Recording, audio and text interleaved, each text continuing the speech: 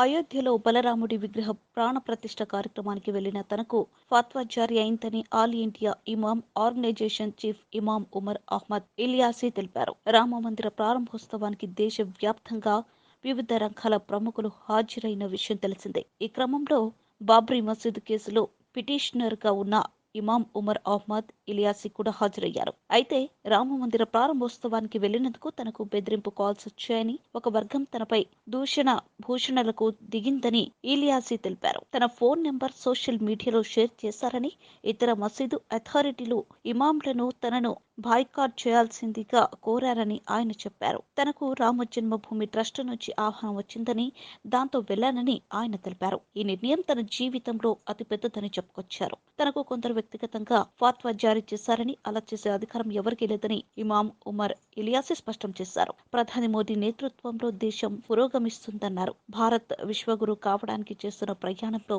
దేశ ప్రజలంతా బలంగా ఒకటిగా ఉండాలన్నారు. ప్రస్తుతం దేశం భిన్నత్వంలో ఏకత్వం గల సర్వధర్మ సంభవ భారత్ అని వ్యాఖ్యానించారు. అందరి దేశమైన భారత్ గొప్పదని చెప్పారు.